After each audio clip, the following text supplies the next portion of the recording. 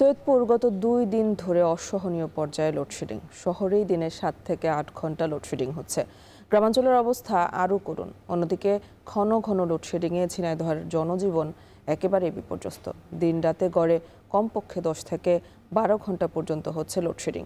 এ নিয়ে আরও জানাতে সৈয়দপুর থেকে যুক্ত আছেন আমিরুল বাপ্পি ও ঝিনাইদহ থেকে যুক্ত আছেন এম.আর. রাসেল। শুরুতে চলে যাব সৈয়দপুরে বাপ্পির কাছে। বাপ্পি, লোডশেডিংয়ে শিল্পাঞ্চলের উৎপাদন ব্যাহত হচ্ছে কিনা জানাবেন।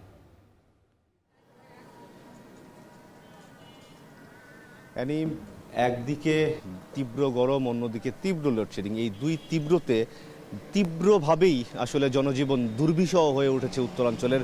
শুধু সৈয়দপুর নয়, সৈয়দপুর, রংপুর, নীলফামারী, দিনাজপুর, ঠাকুরগাঁ, আমি সব এলাকাতেই খোঁজ নিয়েছি, একই পরিস্থিতি বিরাজ করছে। এবং এই মুহূর্তে আমি দাঁড়িয়ে আছি একটি হালকা প্রকৌশল শিল্পের কারখানার সামনে।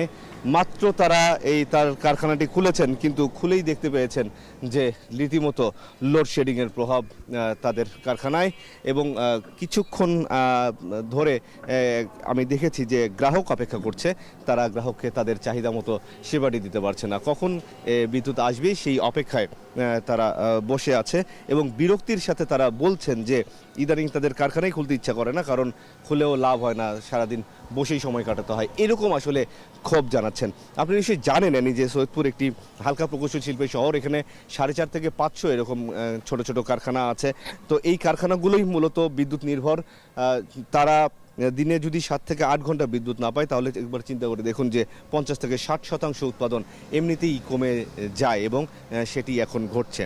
যদিও এ নিয়ে কোনো সদুত্তর দিতে পারছে না বিদ্যুৎ বিভাগের কর্মকর্তারা। তারা বলছেন চাহিদার তুলনায় সরবরাহ কম থাকায় তারা লোডশেডিং দিতে বাধ্য হচ্ছেন, কিন্তু সরবরাহটি কেন কম সেই উত্তর তারা এখন পর্যন্ত আমাদেরকে দিতে পারেনি। শুধু যে এই কারখানাগুলোতেই সমস্যা হচ্ছে বিষয়টি ঠিক এমনও নয়। অফিস, আদালত, শিক্ষা প্রতিষ্ঠান, হাসপাতাল, সব জায়গাতেই এই বিদ্যুতের কারণে সেবা দেওয়া ব্যাহত হচ্ছে। সৈয়দপুরে 36টি ব্যবসায়িক ব্যাংক আছে, সেই ব্যাংকগুলোতে লেনদেন ব্যাহত হচ্ছে। হাসপাতালে খোঁজ নিয়েছি, সেই হাসপাতালে চিকিৎসা সেবা ব্যাহত হচ্ছে কারেন্ট না থাকার কারণে। কারণ অনেক সময় জরুরি অপারেশন থাকে বা অন্যান্য যে সেবার বিষয়গুলো থাকে, এক্সরে থাকে বা বিভিন্ন পরীক্ষা নিরীক্ষার যে বিষয়গুলো থাকে, সেগুলোর কারণে সেগুলোতে এই ব্যাঘাতগুলো ঘটছে। শিক্ষা প্রতিষ্ঠানের শিক্ষার্থীরা কষ্ট করছেন বিদ্যুৎ না থাকার কারণে। এবং এই যে শুধুমাত্র সেবা ব্যাহত হচ্ছে তা না, এই গরমের কারণে, তীব্র গরম, কারেন্ট না থাকার কারণে যে গরমের যে অসুখ বিসুখগুলো সেগুলো বেড়েছে বলে হাসপাতালের তরফ থেকে আমাদেরকে জানানো হয়েছে। তো সব মিলিয়ে এই দুর্বিষহ জীবন আসলে কবে কাটবে সেটি এখনো পর্যন্ত বিদ্যুৎ বিভাগের কেউই আমাদেরকে কনফার্ম করতে পারছে না। এই ছিল আমার কাছ থেকে সৈয়দপুরের লোডশেডিং নিয়ে সবশেষ অবস্থা।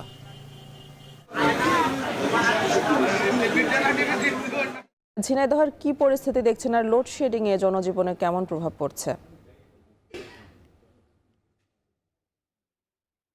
একদিকে তীব্র গরম এবং অন্যদিকে বিদ্যুতের ঘন ঘন লোডশেডিংয়ে ঝিনাইদহের জনজীবন কিন্তু একেবারেই বিপর্যস্ত হয়ে পড়েছে। বিশেষ করে গ্রামাঞ্চলের মানুষ যারা রয়েছে তারা কিন্তু সবচেয়ে বেশি বিপাকে পড়ছে। তারা বলছে যে দিনে 10 থেকে 12 ঘন্টা পর্যন্ত কিন্তু লোডশেডিং হচ্ছে, এবং যার ফলে গ্রামাঞ্চলের শিশু এবং বয়স্ক যারা রয়েছে তারা কিন্তু সবচেয়ে বেশি বিপাকে পড়ছে। একটি তথ্য আপনাকে জানিয়ে রাখতে চাই, ঝিনাইদহের বিদ্যুৎ বিভাগ কিন্তু দুটি ভাগে বিভক্ত। শহর অঞ্চলে ওজোপাটিকো বিদ্যুতের আওতায় থাকলেও জেলার 80% গ্রাহক কিন্তু পল্লী বিদ্যুতের আওতায় রয়েছে, এবং শহর অঞ্চলে 6 থেকে 8 ঘন্টা লোডশেডিং হলেও এর মাত্রা কিন্তু গ্রাম অঞ্চলে সবচেয়ে বেশি দাঁড়িয়েছে।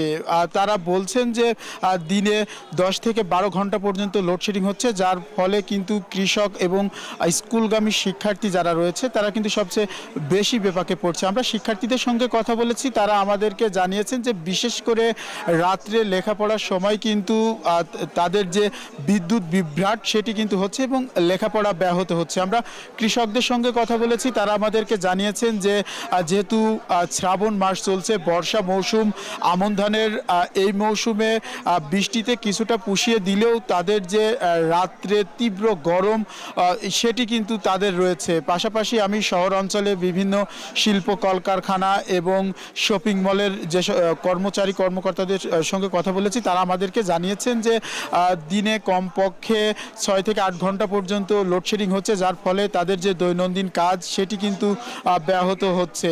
এছাড়াও পল্লী বিদ্যুতের আওতায় যে সকল গ্রাহকরা রয়েছে তারা কিন্তু অভিযোগ তুলছেন যে একদিকে বিদ্যুৎ বিভ্রাট হচ্ছে, অপরদিকে যে তাদের যে ভুতুড়ে বিদ্যুৎ বিল সেটিও কিন্তু তাদের উপরে জেঁকে বসেছে। তারা বলছেন যে গত মাসে যে বিলগুলো 1000 থেকে 1200 টাকা পর্যন্ত আসতো, সেই বিল কিন্তু এ মাসে 2000 থেকে প্রায় 2500 টাকা পর্যন্ত বাড়ানো হয়েছে। আসলে এই যে একদিকে বিদ্যুতের তীব্র লোডশেডিং এবং অন্যদিকে যে ভুতুড়ে বিদ্যুৎ বিলে কিন্তু একেবারেই বিপর্যস্ত হয়ে পড়েছে ঝিনাইদহের জনজীবন। এদিকে আমরা বিদ্যুৎ কর্মকর্তাদের সঙ্গে কথা বলেছি, তারা আমাদেরকে জানিয়েছেন যে 56% কিন্তু লোডশেডিং হচ্ছে এবং চাহিদার তুলনায় কিন্তু তারা বিদ্যুৎ কম পাচ্ছে, যার কারণে এই লোডশেডিং দিতে বাধ্য হচ্ছে। তো এই ছিল ঝিনাইদহের লোডশেডিংয়ের আমার কাছে সর্বশেষ। অ্যানি, দেশের বিদ্যুৎ সংকট নিয়ে জানাচ্ছিলেন সহকর্মীরা।